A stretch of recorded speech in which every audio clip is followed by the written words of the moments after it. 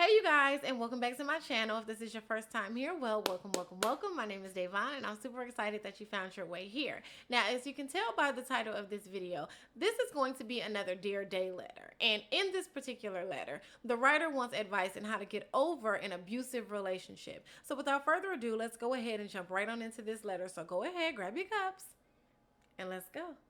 All of these detours, I cannot be sure if this is the right way, but I stay on pace. Yeah, I'm on my way. Tell them I'm on my way. On my way, on my way, on my way. I'm on my way, on my way. Tell them I'ma get there shortly. Hey Devon, basically I want advice on how to get over my last relationship. My ex, when I first met him, was really nice and caring, and he would always check up on me to make sure I was okay. I was honestly scared to start dating him because I went to a school with a lot of homophobic people, and I didn't want to get judged based off my sexuality. So I finally gave in and started dating him, and then he became really abusive, mentally and physically. He used to hit me all the time and say horrible things to me like, I hope you die, no one will ever love you, etc., etc. I have scars from him that I hide from my friends and family, and this is all because I wasn't ready to give him my virginity. I finally got out of that relationship, but almost 2 years later, I still cry about it and blame myself for all of the abuse happening. I still don't know how to get over what he did to me. If you take the time to read this, I would really appreciate it. Okay. First and foremost, to the writer, thank you so much for trusting me with your story. Thank you for being vulnerable enough to say, hey, this is me and I need help. And I appreciate you for doing that. Thank you for allowing me to put it on this platform to be discussed.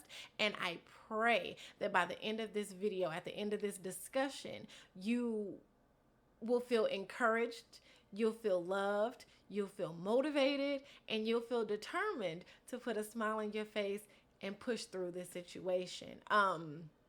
Know that I commend you. I definitely applaud you, and I'm so proud of you for recognizing that you were in a toxic relationship, for recognizing you were in an unhealthy relationship, and getting the strength to say, you know what, I'm not dealing with this, and getting up and walking away. A lot of us don't have that strength to be able to say, you know what, this is not beneficial for me. This is not good for my health, for my sanity, for my peace of mind. And we tend to stay in these toxic, unhealthy relationships. And when I say we, I'm including myself because I was in a toxic relationship. No, there was no abuse, but the relationship was still toxic. And for whatever reason, I stayed in that thing. You know, it's not until it really clicks into your mind that, yo, I got to get out of this thing for me, regardless of how much I may love you or I may feel about you. I have to get out of this thing for me. So the fact that you were able to recognize that and you were able to pick yourself up and get the hell on, I applaud you and I'm so proud of you. Now, in this letter, I noticed that you said you blame yourself for the things that happened, like the abuse that happened. First of all, understand, there is nothing that you did. You understand? I always feel like people who prey, P-R-E-Y, on other people usually have issues within themselves. Like those are the weak people. You want to talk about weak people and weak-minded people? Those are the weak-minded people. You have to think about what the hell happened to him that he felt like he needed to take out all of this frustration, all of this anger on another human being who was simply trying to love him. You understand what I'm saying? Why do I have to get hit? Why do I have to get told nobody is going to love me? What is your desire to control me? Because that's all it is. It's a controlling factor. He was controlling you, period.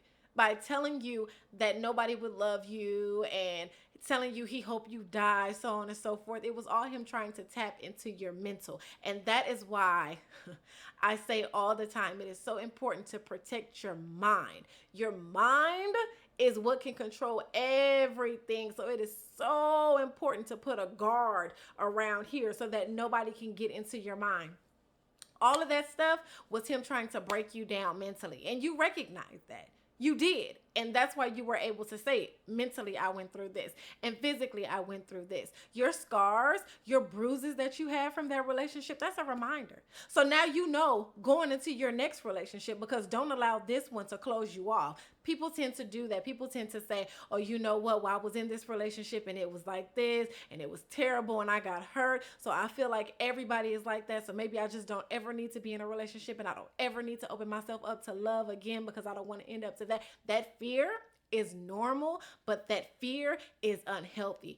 That fear becomes a wall in your way to wherever you're trying to go. And it's unfair because you'll mess around and miss out on who could possibly be the love of your life because you have this wall up from your past. You got to take that down. It's okay to love again. It's okay to trust that somebody is going to come in your life and actually treat you right and not hurt you, not harm you. Their only concern is your well-being. You understand what I'm saying? That's possible. And let me tell you something else from experience.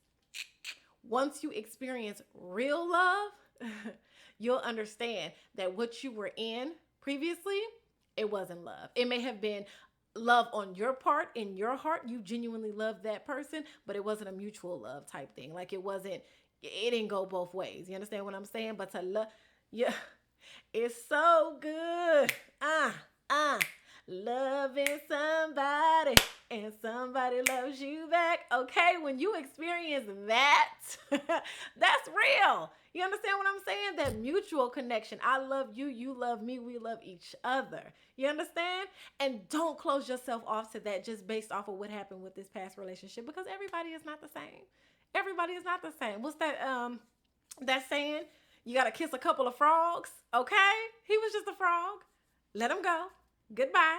You understand? It's time for you to rebuild your confidence. It's time for you to rebuild your self-esteem. It's time for you to strengthen that wall, that protector, that barrier around your mind so nobody else can be able to just tap into that thing. Like this is your time. You know, the time that you're taking to get over it and to heal from it, physically and mentally heal from it. This is the time to get to know you again, to rebuild you again. Because that's all he did. All he did was break you down because he figured once he broke you down to your lowest, then he can control you and do whatever it is that he wanted to do with you. That's why he was saying shit like nobody else will want you. If he convinces you and you start to believe that nobody else will want you, where you gonna go? You're gonna stay right with his ass because you feel this is as good as it gets. This is all I got. And that's bullshit. And I'm glad you recognized that was bullshit and you got up and you got on. I definitely applaud you so much for that. Also in this letter, I heard you say that, you know, in the beginning, he was sweet and he was kind and he was checking up on you, this, that, and the third. Yeah. Babe. Let me reel it in. You understand what I'm saying? I've come to realize that some people, not all, but some people that you meet, they wear a mask for a good 4, maybe 5 months. The good ones, full 6 months, they'll wear a mask. You understand? And that's who they believe they need to be in order to get you. And then once they got you, that's who they believe you want them to be while they have you. But eventually that mask has to come off because people get comfortable. You understand? Now I'm comfortable. I got you. We've been in this thing for a couple months. Let me show you who I really am. And then you start to see who people really are. I was having this conversation last night, actually, with someone. And some of us are so excited to love and to share love with somebody that sometimes too easily or too soon we pour it all out and we end up giving people who don't deserve it, hell, who ain't even really worked for it, our all. You understand what I'm saying? And when our all, I mean like your heart. You give it to them and they haven't even worked for it. Like they definitely don't deserve it. Like what effort have you really put in to gain my heart and to really gain my trust? And so now your mask has come off and I see who you really are and you already have my heart. So all this bullshit that you're putting me through, the real you is putting me through. Now I'm stuck Because emotionally, I'm attached to you. And that, a lot of times, is the reason why it's so hard to walk away from these toxic and unhealthy relationships. And I mean, we see the flags, even with the masks on. Sometimes, you know, you get a little peekaboo. You know what I mean? Them little red flags, little peekaboo. Like, oh shit, what was that? You might be crazy. What the fuck was that? Like, we get those, but, you know, we're already invested. You know, we've already, so we're there now. So now when we see these signs and we see these red flags, it's like, oh, I can ignore that. It's okay. It was one mess up. It really don't matter. And then later on down the line, you see it again. Sweetheart, I am so sorry that you had to experience that. Nobody deserves to be, you know, physically abused, mentally abused, emotionally abused, any type of abuse.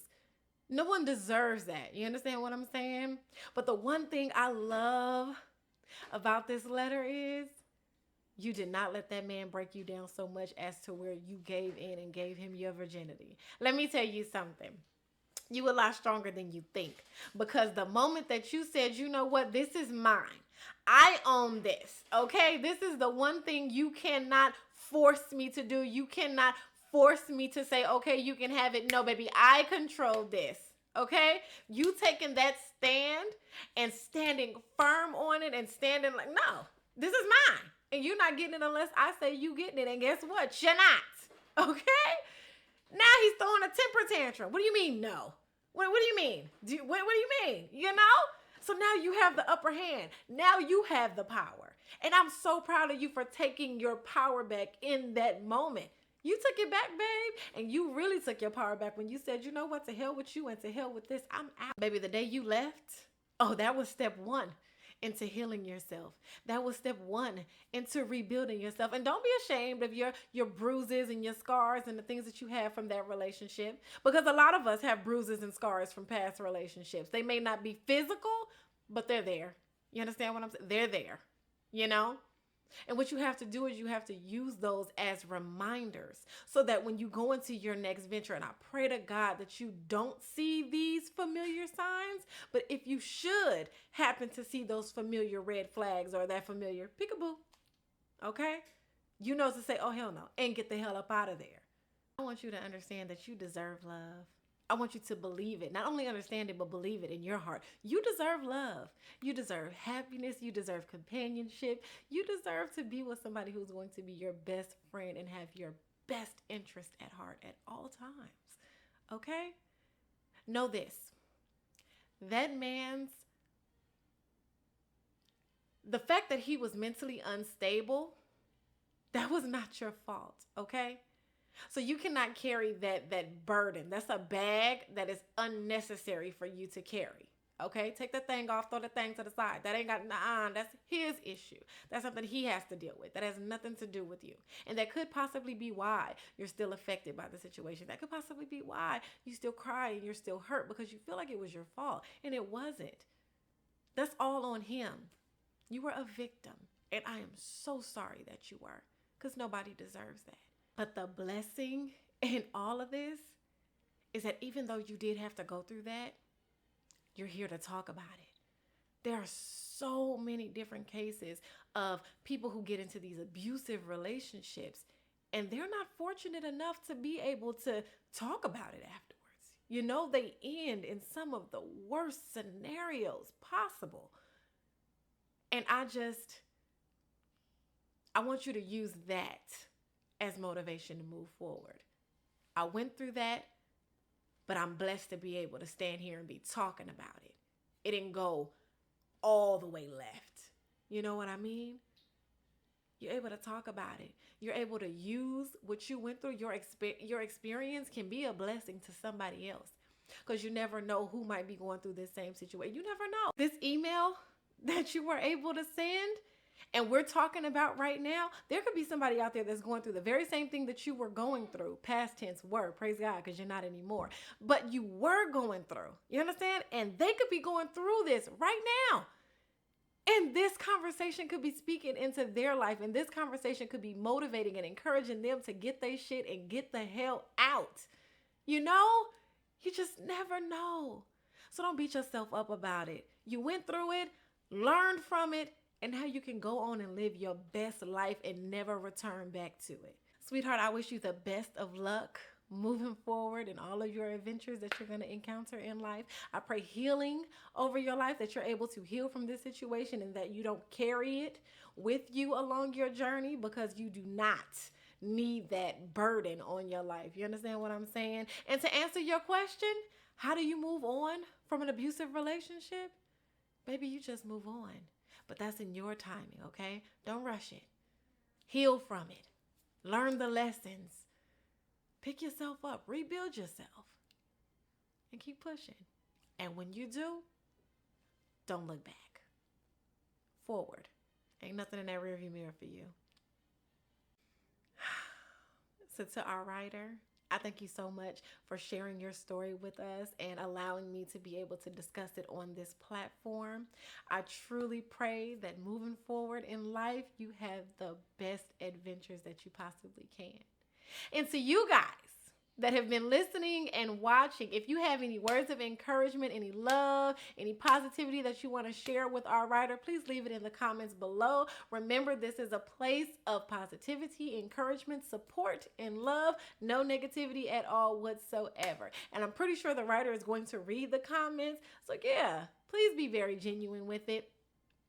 If you liked this video, then make sure you like this video. And if you want to be a part of this journey with us, then make sure you subscribe to this channel. We love to have you.